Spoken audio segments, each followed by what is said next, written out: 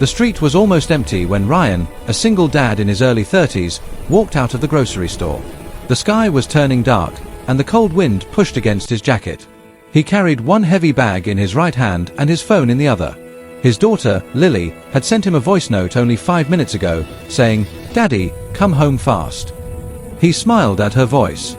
She was the center of his world. But tonight, something felt different. The road, usually noisy with traffic, was quiet. Too quiet. As Ryan walked past the old bus stop, he heard a soft sound. A cry. At first, he thought it was the wind. He kept walking. But after 3 steps, he heard it again, this time clearer. A small voice. A scared voice. "Please, stop, let me go." Ryan froze. His heartbeat jumped. It didn't sound like a fight. It didn't sound normal. It sounded like fear. He slowly placed his grocery bag on the ground. The crying sound came from the narrow alley beside the closed bakery. The alley was dark, with only one broken streetlight flickering every few seconds. Ryan took a deep breath. Every instinct inside him told him to walk away, to mind his business, to stay safe. But he remembered Lily. What if this was someone's daughter? Ryan stepped into the alley. The deeper he went, the colder the air became. Trash cans, broken boxes, and shadows created strange shapes on the walls. He slowly looked around, trying to follow the sound. Then he saw something. A man. Tall. Strong. Wearing a dark jacket. Dragging a young girl by her arm. The girl was maybe 12 or 13. Her face was wet with tears. She struggled, pulling back, but the man didn't stop. He yanked her hard, pulling her toward the darkest part of the alley. Ryan's stomach twisted. His vision narrowed. He didn't think. He didn't plan. He ran. "Hey!" he shouted. The man turned, surprised. But before he could speak, Ryan's fist smashed into his jaw. The man fell back, losing his grip on the girl. She collapsed on the ground, shaking. Ryan's heart was exploding in his chest, but he didn't stop. He grabbed the man by his collar and punched him again. "What are you doing?" Ryan yelled. The man tried to block the punches. "Stop! Listen to me." But Ryan didn't want to listen. He thought only one thing: save the girl. The man raised his hands to protect himself. "You don't understand." Ryan pushed him against the wall. "I understand enough," he shouted. The girl sat on the ground, breathing fast, her eyes wide with shock. She looked terrified of both men. Ryan quickly turned to her. "Are you okay? Did he hurt you?" he asked. The girl opened her mouth but no words came. She shook her head, then nodded, then shook her head again. Her hands trembled. The man on the ground groaned. "Please," he said, "just listen to me for a second." But before Ryan could answer, the girl whispered something. Something so unexpected that it made him freeze. She said, quietly, He wasn't kidnapping me." Ryan blinked. "What?" The girl swallowed hard.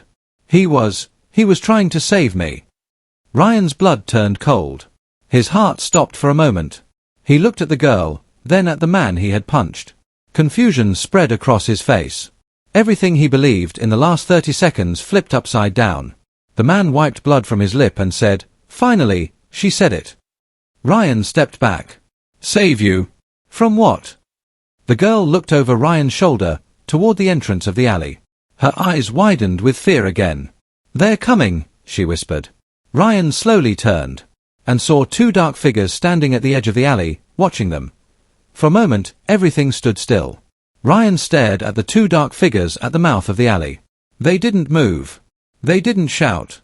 They just stood, watching. Their faces were hard to see under their hoodies, but their posture spoke clearly: danger. Ryan's mind raced. The girl had just said the man he punched was saving her. Saving her from them. But before he could speak or understand anything, the girl grabbed his sleeve with trembling fingers. "Please, don't let them take me," she whispered. Her voice was so small, so scared, that Ryan felt a cold wave run through his body. The 2 men began walking toward them slowly. Each step echoed in the narrow alley. The girl backed away, pressing herself against the wall. The man Ryan punched, Mark, pulled himself up, still breathing heavily from the hits. He whispered urgently, "We need to move." Ryan looked at him. "What is happening? Who are they?" Mark didn't have time to explain. If they reach us, she's gone. Trust me for 1 minute. Ryan hesitated, but the girl's fear convinced him more than words. Fine, he said. Where do we go? Mark pointed to the other end of the alley, a small path leading toward the old storage buildings. There. Before Ryan could say anything else, the girl cried softly, No, no, they'll catch us. Mark knelt slightly to meet her eyes. Emily, look at me. I told your mom I would not let anything happen to you. I'm keeping that promise. Ryan watched them, confused but alert. So the girl had a name, Emily. And Mark knew her. The picture was becoming clear, piece by piece. But there was no time. The two hooded men reached the middle of the alley. Run, Mark said. They ran. Emily held Ryan's hand tightly as they sprinted through the narrow passage. Mark ran ahead, checking corners, leading the way. The air was sharp and cold, filling their lungs with burning pain. Behind them, the two men broke into a run too. Heavy footsteps hit the ground like thunder. Ryan looked back once, his heart jumping. The men were fast. Too fast. Keep going. Mark shouted. They exited the alley and entered the open area behind the storage buildings. Dim streetlights lit the empty lot. Old boxes, broken wooden pallets, and rusted metal pieces were scattered everywhere. The place looked abandoned, silent, forgotten. Perfect for hiding. Or perfect for trapping. Mark led them behind a stack of old crates. Stay low, he whispered. Ryan crouched beside him, Emily between them. She was crying quietly but trying to stay strong. He put a gentle hand on her shoulder. It's okay, he said softly. No one will hurt you. I promise. Emily nodded, but her eyes showed she didn't believe anyone could promise safety tonight. Mark pulled out his phone. His hands were shaking, whether from fear or the punch Ryan had given him, it was hard to tell. I tried calling the police earlier, he whispered. No signal. This area is terrible. Ryan frowned. Explain everything. Now. Mark sighed, watching the entrance of the lot. I work as a security guard at Emily's school. Today after school, two men were following her. At first I thought I was imagining it. But they kept getting closer. Emily hugged her knees, whispering, they were waiting outside. They knew my name. Ryan felt anger rise inside him. Mark continued, when Emily realized they weren't strangers, when she recognized one of them, she ran. I followed. I caught up to her before they did. I tried to pull her away but... I showed up and punched you, Ryan finished. Mark nodded.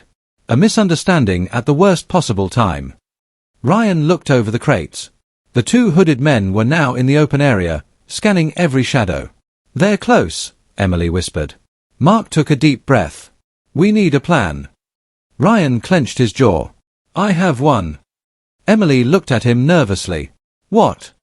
Ryan stood slowly, eyes sharp, voice steady. We stop running, he said. We fight. Ryan stepped out from behind the crates, his eyes fixed on the two hooded men now entering the open storage lot. The cold night wind hit his face, but he didn't feel it.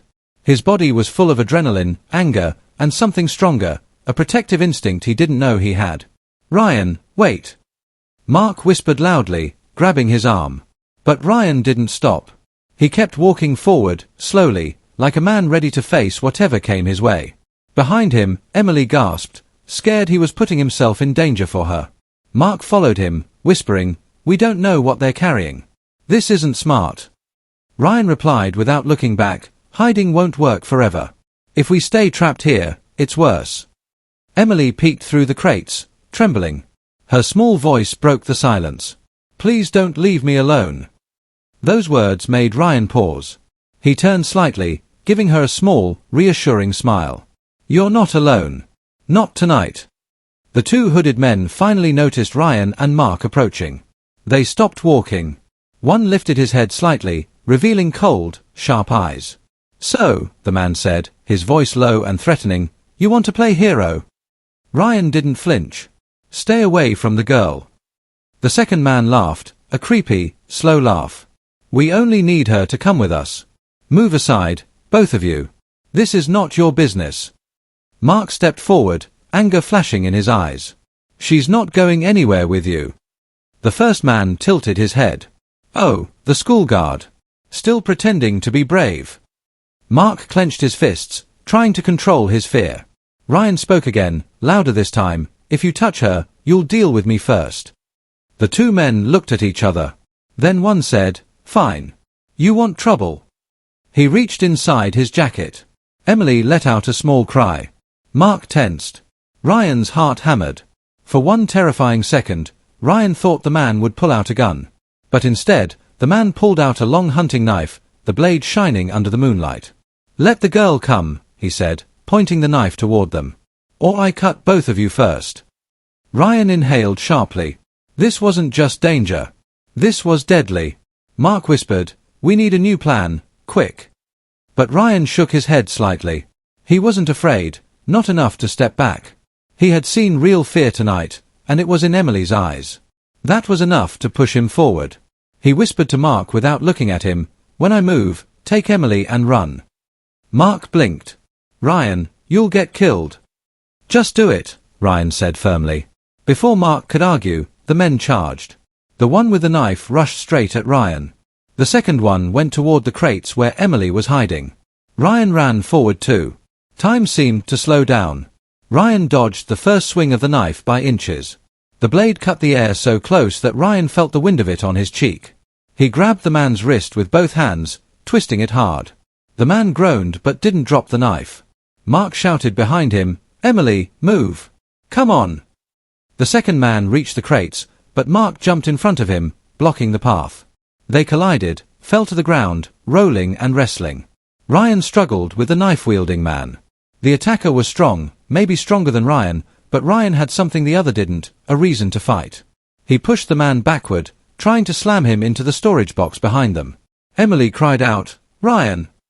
The moment Ryan turned his head toward her voice, the attacker took advantage. The man kicked Ryan hard in the stomach. Ryan fell to his knees, gasping for air. The attacker lifted the knife high. Emily screamed, "No!" Mark heard her scream and punched the second attacker in the jaw, then grabbed Emily and pulled her away. "Run, Emily!" Mark yelled. But Emily refused to move. Tears ran down her face. "We can't leave him." Ryan looked up at the shining blade. His mind flashed with images of Lily, her smile, her small hands, her voice. And then, something changed inside him. He grabbed a broken wooden plank lying near his foot and swung it upward with all his strength. Crack! The plank hit the attacker's arm. The knife flew out of his hand, sliding across the floor. Ryan stood up, breathing hard. The attacker growled, "You're dead." Ryan replied coldly, "Come try." The fight was far from over. But now, Ryan wasn't just protecting Emily. He was fighting like a father protecting every child in danger. The broken wooden plank fell from Ryan's hands as the attacker staggered back, holding his injured arm. For a brief second, the storage lot fell silent. Even the wind seemed to stop moving.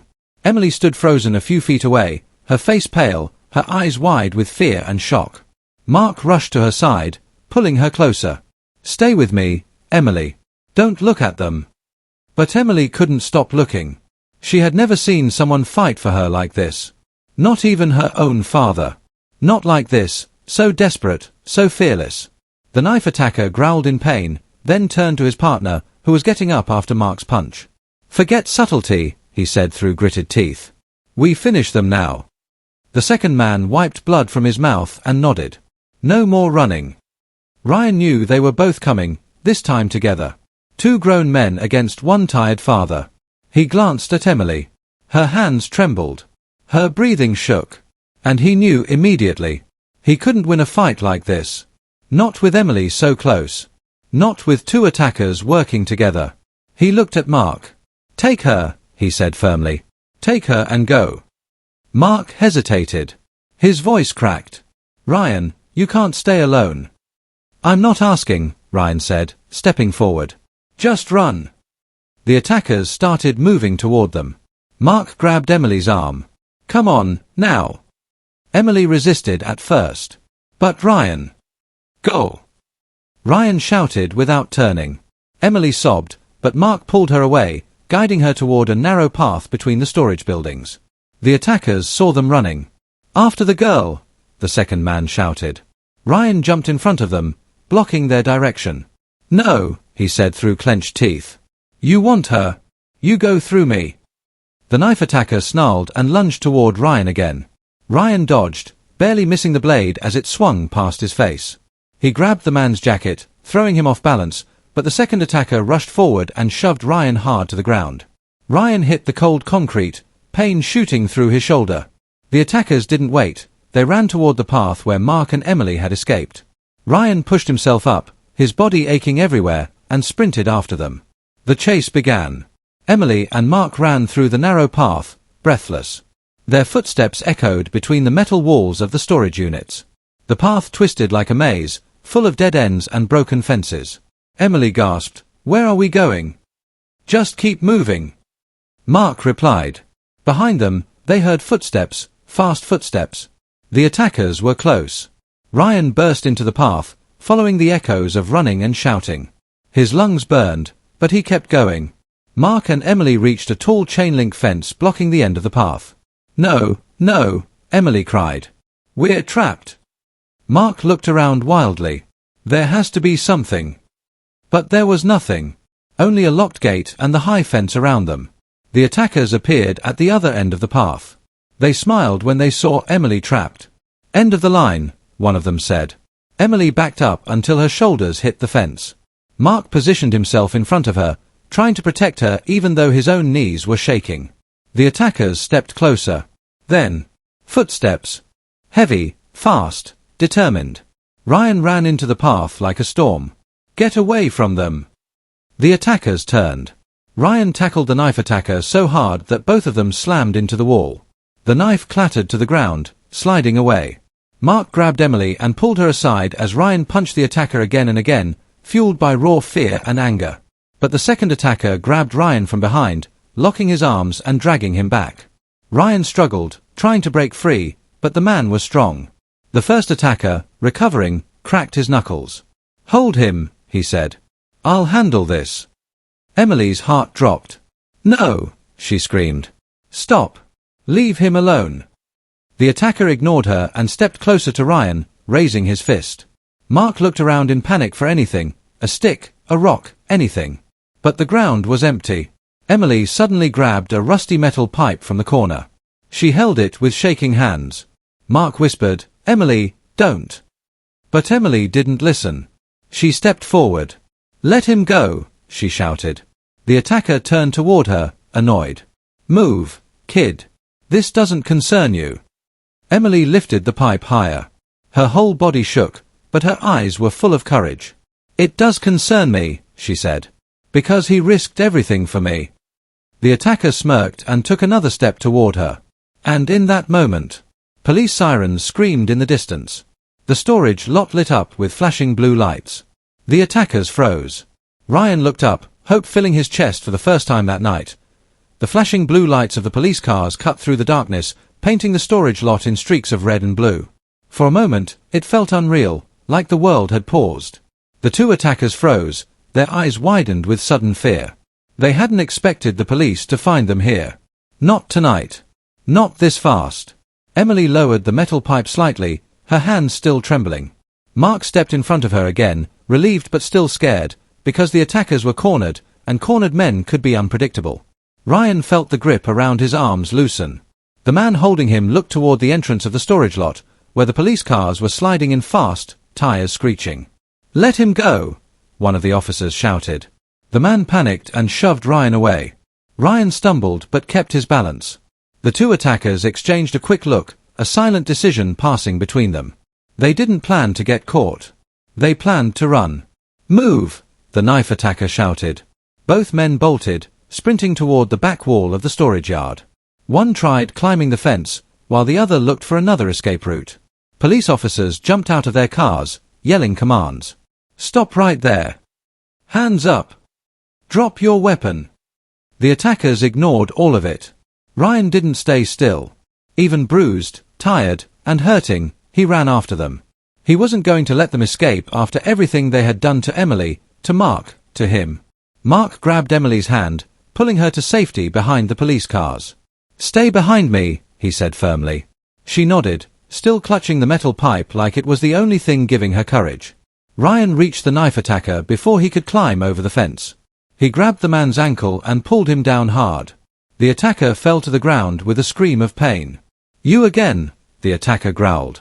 Ryan didn't answer. He lunged forward, pinning the man down with what little strength he had left. The attacker swung blindly, hitting Ryan in the shoulder, but Ryan didn't let go. The second attacker almost made it to the side gate. But police officers blocked the way, surrounding him with guns drawn. He raised his hands, realizing he had nowhere left to run. The officers shouted, "Down on your knees!" The man dropped to his knees, breathing heavily. Ryan struggled with the knife attacker on the ground.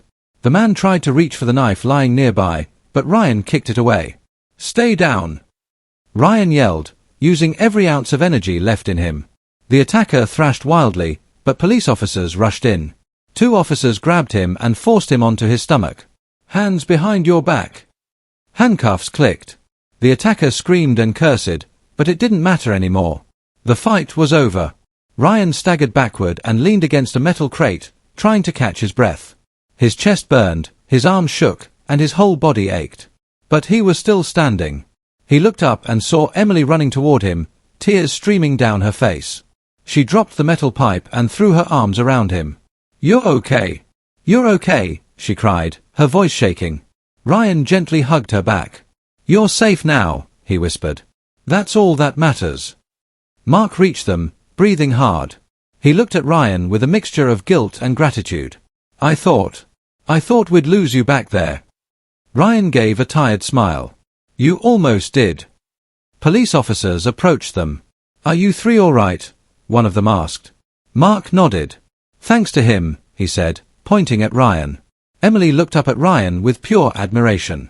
"He saved us." Ryan shook his head. "We saved each other." An ambulance arrived, and paramedics checked the bruises on Ryan's arms and shoulder. Emily stayed close, refusing to let go of his hand. One of the officers approached them. "We'll need statements from all of you. But first, good work tonight." "If you hadn't stepped in," the officer glanced at Emily. "This could have ended very differently." Emily shivered at the thought and held Ryan's hand tighter. Mark put a hand on Ryan's shoulder. "I owe you an apology, and a thank you." Ryan nodded. "And I owe you one too. I thought you were hurting her." Mark laughed softly. "You punched first and asked later." They all smiled, tired, relieved, shaken, but alive. But what none of them knew was, tonight was not the end. One of the attackers, before being taken away, glared at Ryan with burning hatred and whispered, "This isn't over." The night slowly settled after the chaos. Police cars still flashed their lights, officers moved around collecting evidence, and paramedics checked everyone one last time. But for Ryan, everything felt distant, like he was watching the world from underwater. Emily sat beside him on the back bumper of the ambulance, wrapped in a silver emergency blanket. Her eyes were tired, but she kept glancing at Ryan as if making sure he wouldn't disappear. Mark stood nearby, talking to the officers, explaining everything from the moment the chase began. His voice was steady now, no longer shaking with fear. He kept looking at Emily and Ryan, relieved they were safe. Ryan's shoulder throbbed, his ribs hurt, and his knuckles were bruised. But the biggest pain he felt was knowing how close Emily came to losing her life. He couldn't stop thinking about his own daughter, Lily, waiting at home.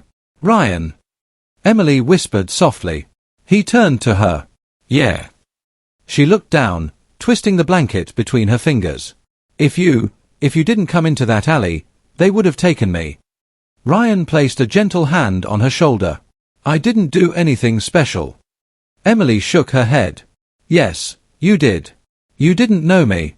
You didn't know what was happening. But you still ran toward danger, for me." Ryan's throat tightened. "Anyone would have." Emily looked up at him with sad eyes. "No. Not everyone." Silence hung between them for a moment, filled with emotion neither of them knew how to describe. Then Mark walked over, giving Ryan a small smile. "Police say her mom is on the way," Mark said. "She'll be here soon."